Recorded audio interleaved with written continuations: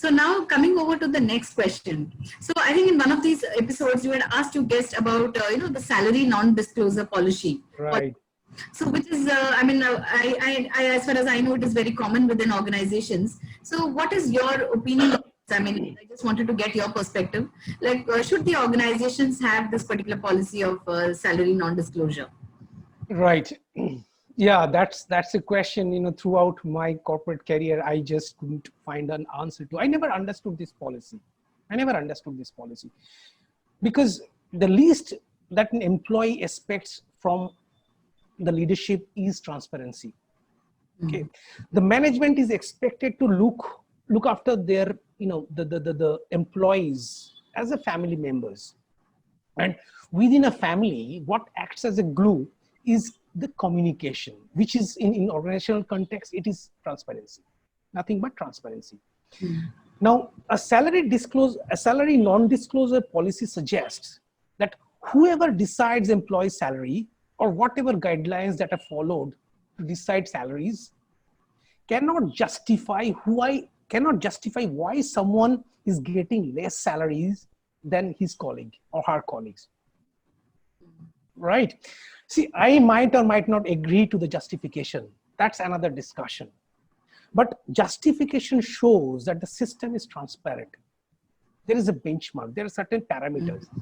So I know next time I want to get a promotion or I want to get a salary hike, I can get it if I attain a certain competency level. I can clear certain tests, certain parameters I satisfy, right? Now, organization, they talk about values. But the moment an employee joins an organization, he has to sign a salary non-disclosure policy. And the interesting thing is, I tell you from my experience, again, whatever I have talked so far is my experience. So the moment the employee is out of the cabin of HR or the management, the first thing he discusses with his colleagues is CTC, the cost to the company's remuneration. I'm talking about, I'm talking about here is less experienced people who are say 5 years, 3 years, 2 years experience or the freshers experience. I'm talking about them. Now, for the senior guys, all they need to have is a connect in the payroll department to get this info. So anybody can know anybody's salary. My point is, as a leader, I should be able to give a reason to the member of my team or organization that why someone else has been promoted and the person in question has not. Simple thing. Yeah.